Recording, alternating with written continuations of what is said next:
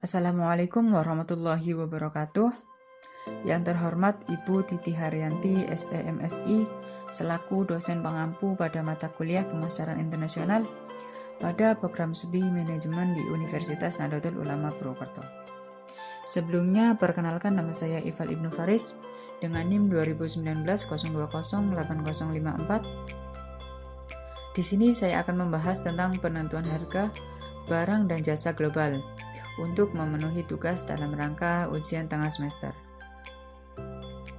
Untuk subbab yang pertama, di sini ada penentu harga pasar asing. Dan subbab yang kedua, di sini ada eskalasi pengelolaan harga pada lingkungan inflasi, harga global, dan berubah nilai. Untuk yang pertama, di sini ada strategi menetapkan harga global. Strategi penetapan harga yang paling efektif untuk pasar internasional adalah strategi yang dipengaruhi oleh persaingan dan biaya dalam mengambil keputusan yang menyangkut harga. Harga kompetitif hanya dapat dilakukan dengan meninjau tingkat harga produk pesaing dan produk pengganti di pasar sasaran. Kemudian ada 4 langkah yang menentukan harga dasar. Yang pertama, menentukan elastisitas harga dari permintaan. Permintaan yang tidak fleksibel akan memungkinkan harga yang lebih tinggi. Yang kedua, buat perkiraan biaya tetap dan variabel dari proses manufaktur dengan volume penjualan yang diproyeksikan. Biaya adaptasi produk harus dipertimbangkan. Yang ketiga, tetapkan semua biaya yang berhubungan dengan program pemasaran. Yang keempat, pilih harga yang memberikan margin kontribusi yang paling tinggi. Selanjutnya di sini ada tujuan penetapan harga. Tujuan penetapan harga mungkin berubah-ubah tergantung pada tahap daur hidup suatu produk dan situasi kompetitif yang lebih spesifik. Kemudian ada 4 pendekatan penetapan harga yang paling sering dijumpai. Yang pertama ada market skimming. Yang kedua ada penetapan harga penetrasi. Yang ketiga ada mempertahankan pasar atau holding market. Yang keempat cost plus atau peningkatan harga. Untuk yang pertama di sini ada market skimming. Market skimming adalah strategi penetapan harga berdasarkan pada market skimming, merupakan usaha dengan sengaja untuk mencapai suatu segmen pasar yang bersedia membayar lebih tinggi untuk suatu produk. Yang kedua, penetapan harga penetrasi. Penetapan harga penetrasi menggunakan harga sebagai alat ukur bersaing untuk memperoleh posisi pasar. Mayoritas perusahaan menggunakan penentuan jenis harga ini dalam pemasaran internasional berada di kawasan Asia Pasifik. Pabrik ini berskala efisien dan rendahnya upah tenaga kerja membuat perusahaan ini dapat mengadakan serangan mendadak ke pasar.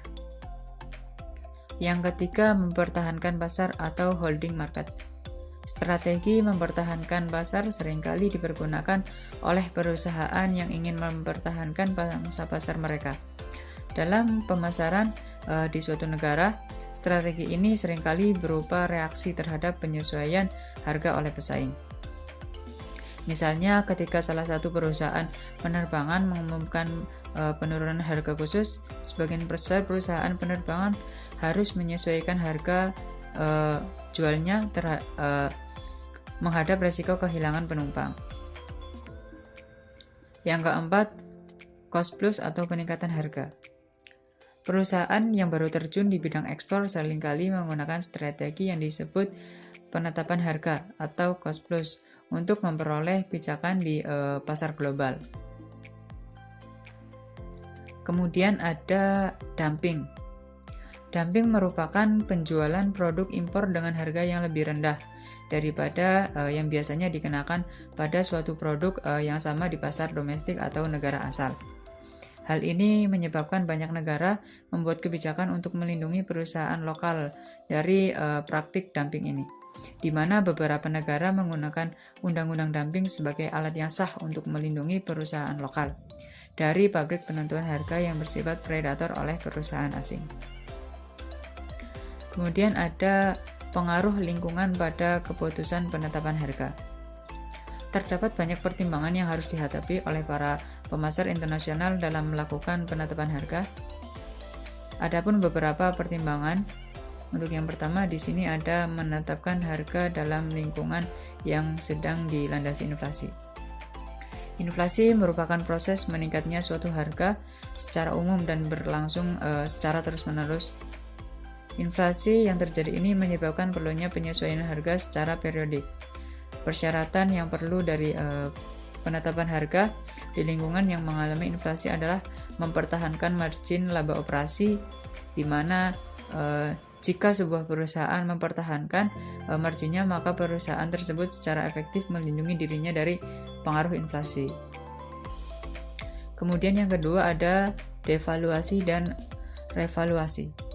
Devaluasi dan revaluasi terjadi ketika nilai mata uang berfluktuasi di pasar mata uang.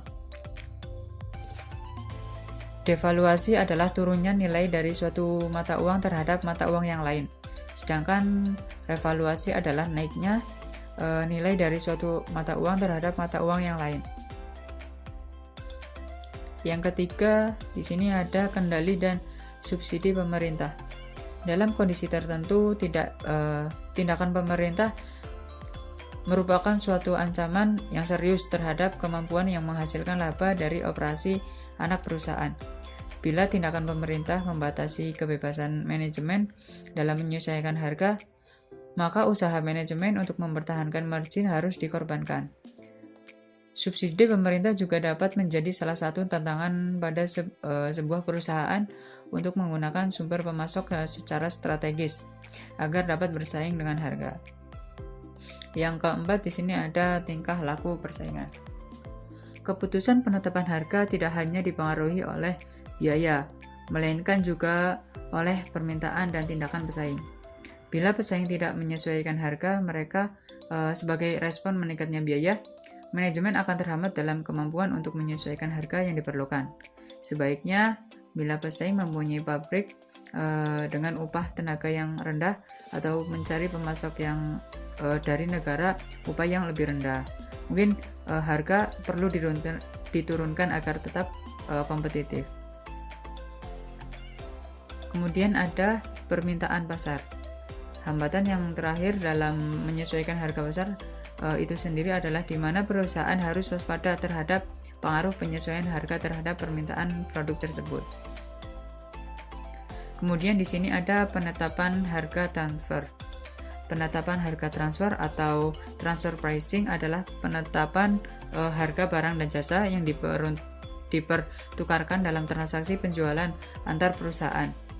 Ketika perusahaan bertambah luas dan menciptakan operasi desentralisasi, maka pusat laba perusahaan menjadi komponen yang semakin penting dalam gambaran keuangan secara keseluruhan. Suatu sistem rasional dari penetapan harga transfer diperlukan untuk memastikan kemampuan menghasilkan laba di setiap tingkat. Di sini terdapat beberapa pendekatan alternatif utama terhadap penetapan harga transfer. Yang pertama, di sini ada transfer dengan biaya langsung. Yang kedua, transfer dengan biaya langsung ditambah biaya umum dan administrasi serta margin. Yang ketiga, transfer dengan harga yang diperoleh dari harga konsumen. Dan yang terakhir, transfer dengan harga menjaga jarak atau at arm's length. Kemudian di sini ada transfer sesuai dengan biaya. Perusahaan yang menggunakan pendekatan ini mengakui bahwa penjualan oleh afiliasi internasional memberikan kontribusi pada kemampuan korporasi menghasilkan laba dengan menghasilkan efisiensi dalam operasi manufaktur domestik.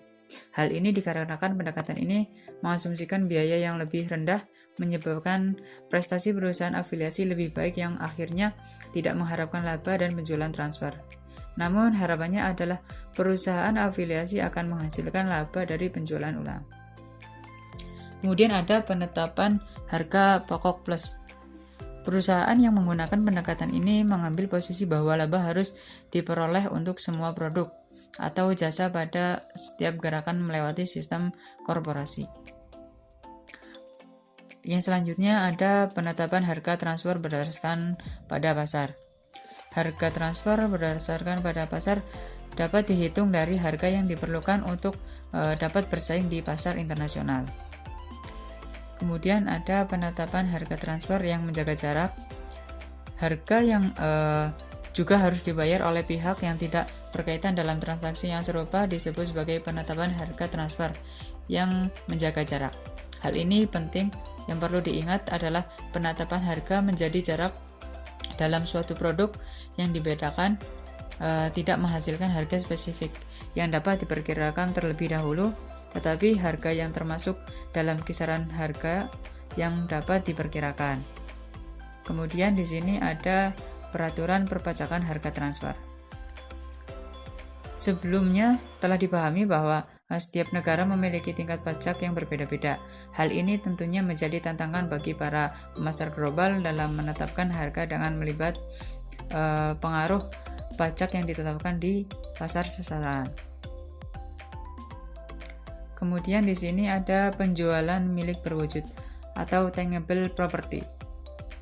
Penjualan milik berwujud adalah peraturan mengenai praktik harga pasar internasional yang berhubungan dengan pengendalian transfer intra-company dalam rangka usaha pemerintahan untuk memaksimalkan penerimaan pajaknya.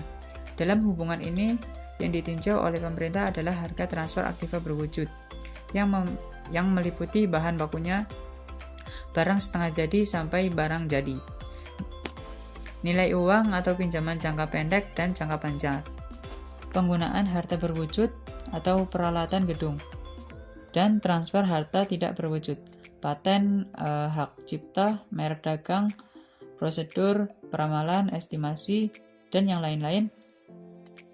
Aturan umum yang berlaku untuk menjual hak pemilik tangible dikenal sebagai metode arm's length, menggambarkan sebagai harta yang akan dibebankan dalam transaksi mandiri antara bagian.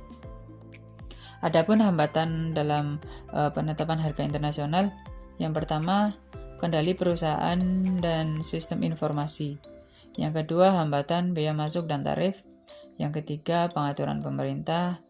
Yang keempat, ada penetapan harga global. Kemudian di sini terdapat 3 alternatif kebijakan penetapan harga global. Yang pertama, kebijakan penetapan harga perluasan atau etnosentris. Kebijakan ini mengharuskan harga suatu produk di seluruh dunia sama dan importer menanggung biaya pengiriman dan biaya impor. Pendekatan ini memiliki kelebihan, yaitu sangat sederhana karena implementasinya tidak membutuhkan informasi mengenai kondisi pasar persaingan. Namun kelemahan pendekatan ini juga terletak pada kesederhanaannya. Pendekatan ini mengibatkan situasi persaingan dan kondisi pasar di setiap pasar nasional. Akibatnya, laba perusahaan di suatu pasar nasional maupun secara global tidak maksimum. Yang kedua, ada kebijakan penetapan harga adaptasi atau polisentris. Pada kebijakan ini, perusahaan memberikan wewenang kepada manajer kantor untuk menetapkan sendiri tingkat harga yang dirasa paling cocok untuk situasi yang sedang dihadapi, sehingga tidak ada kendali atau persyaratan bagi perusahaan untuk mengkoordinasikan harga antar negara. Untuk kelemahannya sendiri, di sini ada menentukan harga transfer dalam sistem perusahaan. Selain itu, strategi penentuan harga yang efektif tidak berlaku untuk setiap keputusan penetapan harga, karena para manajer lokal bebas menentukan harga yang menurut mereka paling cocok. Kemudian yang terakhir di sini, kebijakan penetapan harga penemuan baru atau geosentris. Dalam pendekatan ini, perusahaan tidak menetapkan satu harga untuk diberlakukan di seluruh dunia dan juga tidak menyerahkan keputusan penetapan harga kepada cabang perusahaan, namun justru mengambil posisi di antara keduanya. Asumsi yang mendasari penetapan strategi ini adalah bahwa terdapat faktor-faktor pasar lokal yang unik yang harus dipahami dan dalam membuat keputusan harga. Faktor-faktor tersebut meliputi biaya lokal, tingkat penghasilan, persaingan, dan strategi pemasaran lokal. Koordinasi harga dengan kantor pusat diperlukan untuk menangani para pelanggan internasional dan arbitrase produk, Sehingga pendekatan ini berusaha memastikan bahwa pengalaman penetapan harga nasional yang sudah terakumulasi akan diperkaya dan diterapkan jika relevan. Mungkin itu saja yang dapat saya sampaikan. Kurang lebihnya mohon maaf. Wallahul muwaffiq ila aqwamit thoriq. Wassalamualaikum warahmatullahi wabarakatuh.